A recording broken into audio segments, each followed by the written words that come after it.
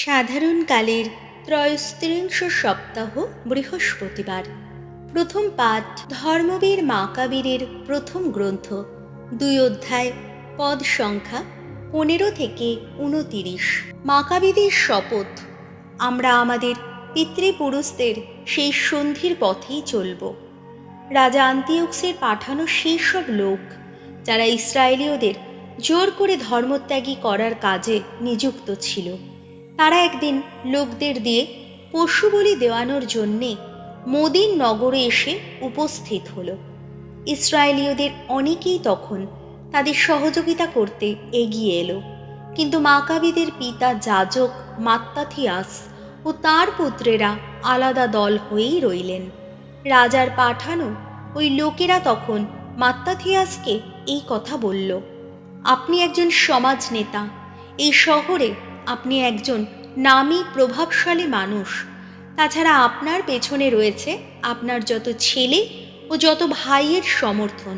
তাই বলছি, প্রথমে আপনি এগিয়ে এসে রাজার আদেশ পালন করুন, যেমনটি করেছে অন্যান্য জাতির মানুষেরা, জুদেয়ার লোকেরা, আর এখনও যারা জেরুসালেমে আছে তারাও। তাহলেই আপনি ও আপনার ছেলেরা রাজবন্ধুদের মধ্যে স্থান পাবেন। আপনি ও আপনার ছেলেরা সোনা, রূপো আর বিচিত্র যত উপহার পেয়ে সম্মানিতই হবেন। উত্তরে মাত্তাথিয়াস জোর গলায় বলে উঠলেন, রাজার অধীনে যত জাতি আছে সকলেই যদি রাজার কথা মেনে নিয়ে যে যার পিতৃপুরুষদের পূজন রীতি পরিত্যাগ করে, সকলেই যদি রাজার সমস্ত নির্দেশ মেনে চলবে বলে স্থির করে, তবুও আমি আর আমার ছেলেরা ও ভাইয়েরা আমরা সকলেই কিন্তু আমাদের পিতৃপুরুষদের সেই মহাসন্ধির পথেই চলব।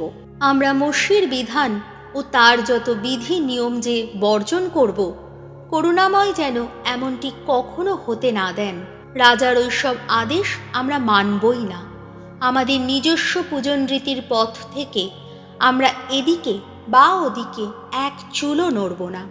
তিনি সবেমাত্র এই কথা বলা শেষ করেছেন, এমন সময় সকলের চোখের সামনে একজন ইহুদি এগিয়ে এলো রাজার আদেশ মতো মদিনের পূজা বেদিতে পশু বলি দেবে বলে।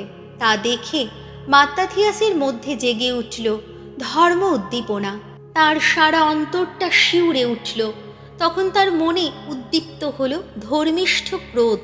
ছুটে এগিয়ে গিয়ে পূজা বেদির ওপরেই তিনি লোকটাকে কতল করে মেরে ফেললেন, আর সেই একই সময় রাজার সেই লোকটাকেও হত্যা করলেন তিনি, যে লোকটা জোর করে ইহুদিদের দিয়ে পশু বলি দেওয়াতে এসেছিল।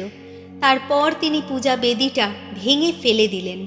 তখন তার অন্তরে মোশির বিধানের প্রতি সেই আগ্রহ জাগ্রত হয়ে উঠেছিল। ধর্মের প্রতি যে আগ্রহ দেখিয়ে ফিনেহাস একদিন শালুর পুত্র জিমরিকে হত্যা করেছিল, এরপর মাত্তাথিয়াস সারা শহরে ঘুরে ঘুরে জোরে চিৎকার করে বলতে লাগলেন, বিধানের প্রতি যাদের গভীর ভক্তি আছে, মহাসন্ধির সপক্ষে দাঁড়াতে চায় যারা, তারা সকলেই শহর ছেড়ে আমার সঙ্গে চলে আসুক।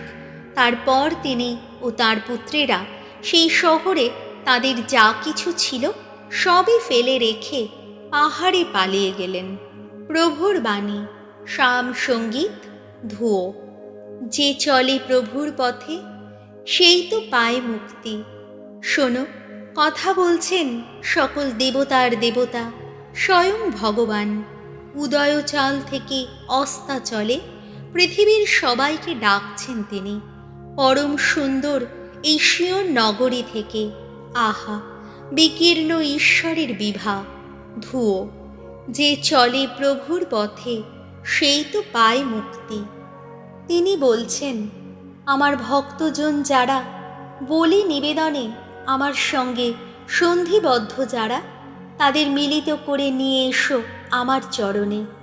আকাশমণ্ডল নিয়ত ঘোষণা করে তিনি ধর্মময়, কারণ স্বয়ং ঈশ্বরই যে মহাবিচারক। ধুয়ো। যে চলে প্রভুর পথে সেই তো পায় মুক্তি। ঈশ্বরের কাছে তুমি বরং স্তুতিযোগ্যই করো নিবেদন। পরাৎপরের কাছে যা কিছু মানত করেছ তা পূর্ণই করো। সংকটের দিনে আমাকেই স্মরণ করো তুমি, তাহলে আমি বাঁচাবো তোমায়, আর তুমিও করবে আমার মহিমা কীর্তন। ধুয়ো। যে চলে প্রভুর পথে সেই তো পায় মুক্তি। বাণী বন্দনা। জয় জয় প্রভুর জয়। আমরা যেন প্রভুর বাণী আজ কান পেতে শুনি, আমার যেন হৃদয় দুয়ার বন্ধ করে না রাখি। জয় জয় প্রভুর জয়। লুক রচিত মঙ্গল সমাচার 19 অধ্যায়, পদ সংখ্যা 41 থেকে 44। আহা, আজকের এই দিনটিতে যদি তুমি বুঝতে পারতে কোথায় শান্তির পথ। জেরুসালেমের কাছে এসে যিশু যখন সামনে মহানগরীটি দেখতে পেলেন, তখন তার কথা ভেবে তার চোখ দিয়ে জল পড়তে লাগলো। তিনি বলে উঠলেন, আহা, আজকের এই দিনটিতে যদি তুমি বুঝতে পারতে কোথায় শান্তির পথ। কিন্তু তা যে এখন তোমার দৃষ্টির বাইরেই লুকোনো রয়েছে। তোমার এমন একদিন আসবে যখন তোমার শত্রুরা তোমার চারদিকে দাঁড় করাবে অবরোধের বেষ্টনে। তোমাকে তারা ঘিরে ফেলবে, চারদিক থেকে চেপেই ধরবে। তারপর তোমাকে আর তোমার গৃহবাসী যত সন্তানকে তারা মাটিতে আঁচড়ে ফেলবে। তোমার বুকে তারা একটা পাথরের ওপর আর একটা পাথরও থাকতে দেবে না, কেননা তোমার কাছে ঈশ্বরের আসার শুভ সময়টি তুমি তো চিনতেই পারলে না। প্রভু যিশুর মঙ্গল সমাচার।